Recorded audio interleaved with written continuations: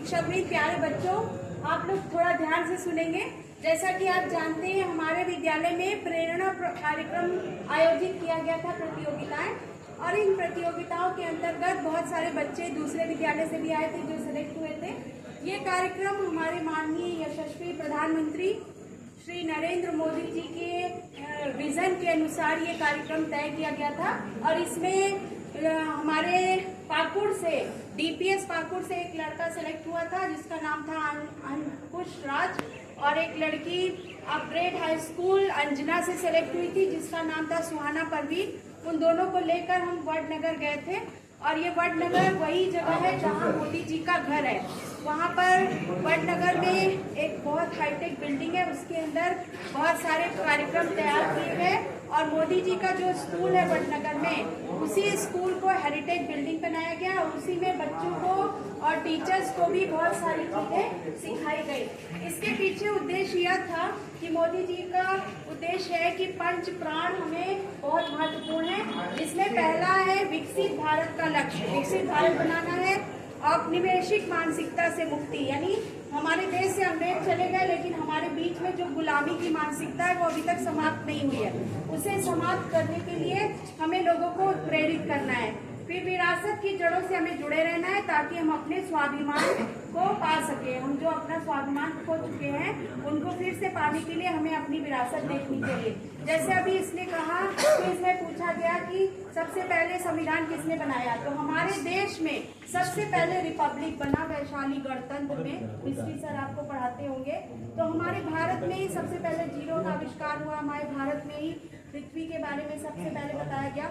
लेकिन आर्यभट्ट ने भी बहुत सारी खोजें की, परंतु हम अपनी चीजों को भूल चुके हैं, सम्राट अशोक को भूल चुके हैं, और दूसरी चीजों के बारे में जयंतियां मनाते रहते हैं। तो इसके बारे में उन्होंने कहा कि हमें अपने अंदर, लोगों के अंदर, बच्चों को बताना है। फिर विविधता में एकता, जैसा कि आप जानते हैं, विविधता में एकता, हमारे देश में बहुत सारे राज्य है और उनकी अलग भाषाएं, अलग खान पान है, उन सभी को हमें जानना और सीखना चाहिए।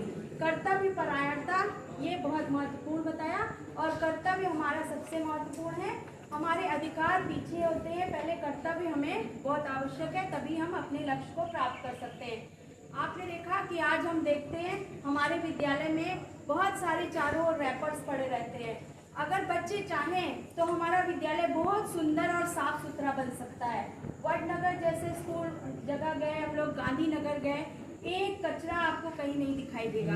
तो आपका जो ये रैपर्स है ये अपने पॉकेट में रखें या कहीं डस्टबिन में डालें, ताकि जो स्कूल के अंदर घुसते ही हमारे विद्यालय की छवि खराब ना हो। और साथ साथ में ये हमारे लिए एनवायरनमेंट के लिए भी बहुत हार्मफुल है।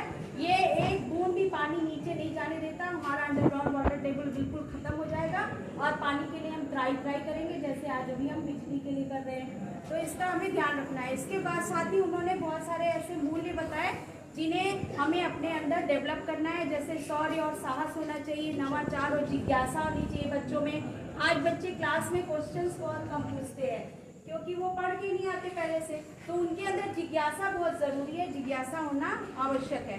श्रद्धा और विश्वास होना चाहिए, गुरु के ऊपर श्रद्धा होनी चाहिए, तभी हमारा विश्वास उसके ऊपर आ सकता है। स्वतंत्रता और कर्तव्य होना चाहिए, स्वाभिमान, विनय होना चाहिए, परिश्रम और समर्पण की भावना होनी चाहिए, करुणा और सेवा होनी चाहिए, विविधता, एकता, सत्यनिष्ठा और शुचिता होनी चाहिए।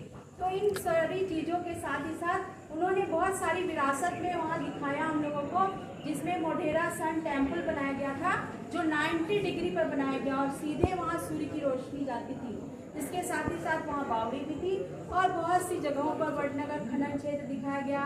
साथ साथ में ताना रीरी का एक क्षेत्र दिखाया गया जहाँ तानसेन की जो बहनें थी, उन्होंने तानसेन को बचाने के लिए वहाँ पर ताना रीरी ने मल्हार राग गाया था, और इस तरह से मेघ मल्हार गाने से वर्षा शुरू हो गई।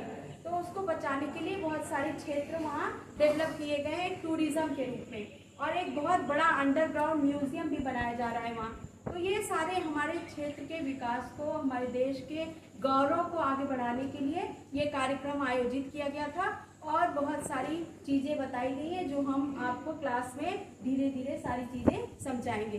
तो आशा है कि उनका एक ही ध्येय, सर्वे भवन्तु सुखिनः, सर्वे सन्तु निरामया, सर्वे भद्राणि पश्यन्तु, माँ कश्चित् दुःखभाग् भवेत्, यानी सभी लोग सुखी हों, सभी लोग अच्छा देखें, किसी के साथ भी कोई गलती ना हो, कोई भी दुर्व्यवहार ना हो, इसका हमें ध्यान रखना बहुत जरूरी है।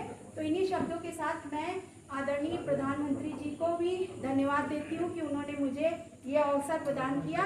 और इसमें सबसे महत्वपूर्ण भूमिका हमारे विद्यालय के प्राचार्य महोदय की रही, जिन्होंने छुट्टियों में भी कार्य करके हम लोगों के आने जाने की व्यवस्था की और साथ साथ में वहाँ पहुँचाने के लिए बहुत सारे नियम कानूनों को भी उन्होंने पालन किया।